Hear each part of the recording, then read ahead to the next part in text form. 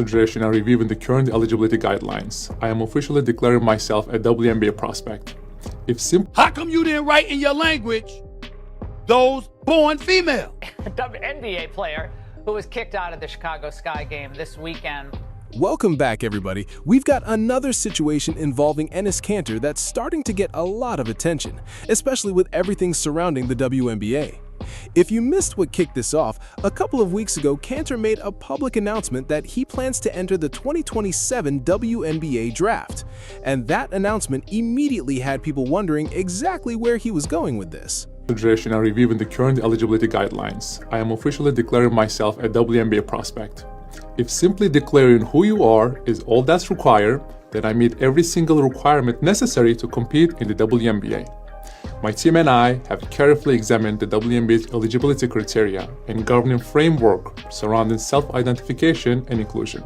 Based on the current guidelines, I can and am officially declaring my eligibility for the upcoming WNBA draft in May 2027. I am definitely not here to mock, make fun of, or disrespect any community or personal choices. I am simply asking that the current rules be applied equally to everyone. The rules that represent the very values many WNBA players and coaches have publicly advocated for. My team and I are prepared to ensure these guidelines are applied equally, consistently, and without exception. And I look forward to the WNBA honoring its stated principles. See you at After Enes Kanter made that announcement, Royce White followed up with one of his own, saying that he plans to enter the draft as well. And that's when the conversation took another turn, because Smith publicly called out the WNBA over the situation and questioned why this was being allowed to happen. How come you didn't write in your language those born female? How come you didn't make that clear? Because if you were born a female, even if you're transitioning to being a female, because you weren't born a female, that would make you ineligible to enter the WNBA. Why didn't you do that? Otherwise, you're going to have cats 6'8" with goatees walking in your league or claiming they're going to walk in your league. You can deny them entry. You can refuse to draft them, but you're going to open yourself up to potential legal action until you clarify what the hell is going on. Player eligibility is collectively bargained, meaning this is also an issue involving the WNBA Players Association, not simply a unilateral decision for the commissioner, Kathy Engelbert. Which means that yes, the league office should have done more, but the Players Association, you got to get on top. To keep you caught up on everything happening with Enes Kanter, he recently showed up at the Chicago Sky Indiana Fever game, and his presence quickly became part of the story. According to the source, Kanter intentionally positioned himself in an area where he knew the cameras would be, seemingly looking to get a reaction, and that's exactly what followed. Reports said he directed some words toward one of the players, and the situation eventually escalated to the point where he was removed from the game. Kanter later addressed what happened himself, so before we get into the footage from the game, let's hear what he had to say. A WNBA player who was kicked out of the Chicago Sky game this weekend. Inez, I know you want to be in the WNBA, but tell us what Natasha Cloud said to you. What was she yelling at you when she came toward you? So I went to the game, right? And I actually loved the game. Like, I enjoyed the game. You know, this is my passion, and this is my, you know, what was my childhood dream, just basketball. And in the first half, I watched the game, and it was an amazing time. And then the second half, towards the, you know, third quarter, they put Sophie Cunningham in. And I remember around the last 3-minute mark, she shot the ball, and I put my hand in the air to celebrate it, right? And then Natasha Cloud saw that, my celebration. Literally the next position, she came back and she started yelling at me and said, "She's not gonna sleep with you." Wait, who's not going to sleep with you? Sophia Cunningham is not gonna sleep. I don't even understand. Are you trying to? I'm not sleep trying with Sophie to. No, Cunningham? definitely not. I want to make this very clear. Definitely not. And I'm just confused at that point. I'm like, I turned around to my manager. I'm like, what is she talking about? And he was shocked. And after that, I was like, the next position, I was like, I'm not trying to sleep with her.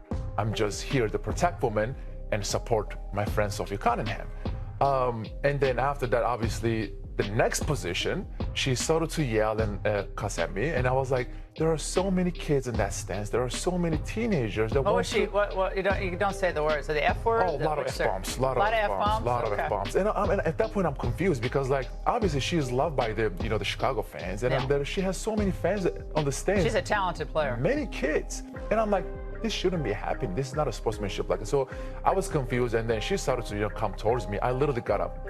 I played 11 years in NBA. I know the rules. I did not step over the baseline. So I literally just got courtside, essentially. Open my hands, right? And I was like, I'm here to protect women. I'm here to support my friends. That's all. And then she was just cussing and yelling. And then right after that, the security just got in and just threw me out. I was like, what did I do? She should be the one that thrown out of the game. What was on your shirt, your T-shirt? That obviously triggered them. That is. Are you a trans woman? Well, I want to make this very clear. Are you a trans woman? Listen, Section 13, right? Article 13, Section 1 says if you identify as a woman, then you're allowed to play. So you are identifying as a woman tonight? I identify as a woman. Sure, yes. Okay. So I can play. But they're never going to let you play. Why not? I mean, that's the rule. That's the rule that they put, and I'm just following the rules. If they ever come out and say, okay, we are changing the rules, I respect their decision. I will, follow the rules. But right now, if you identify as a woman, you're allowed to play. And I am identifying as a woman, and I should be allowed to play. Now let's get into Kenyon Martin's overall reaction to everything involving Enes Kanter, because his comments give another perspective on the situation. Here's what Kenyon had to say about Kanter. Top of the morning, people. Just here to address the thing or two. Enes Kanter. Initially, people was rocking with the point that you were trying to make, and forcing the WNBA into make certain decisions.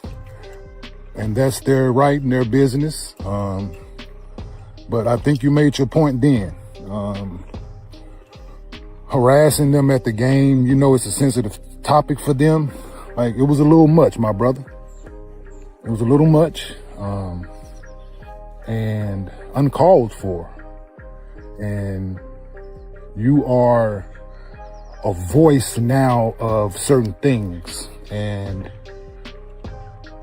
people tend to pay attention now because of the stink that you made initially declaring for the WNBA draft, which you're right, but let's not make a mockery of the WNBA, man. Let's not make a mockery of the trans community. Those are people, man. They have family, they have lives, they have loved ones, and they deserve your utmost respect, man. You can do what you're doing and say what you're saying from afar. Let them be. They are doing their job. They're not bothering you. So let's find someone else to bother, man. Leave them alone. Showing up in their place of business, man, it's uncalled for. It's childish. Yeah. Let them be, man. Let them do their job in peace. Y'all have a good one. All right, so that was Kenyon Martin weighing in on the Enes Kanter situation. His overall message was pretty straightforward. This has gone too far, and at some point, enough is enough. In his view, Kanter has already made his point. People understand what he's trying to say, and now the situation is starting to look more like an attempt to keep the attention going. Thanks for watching, and make sure you subscribe.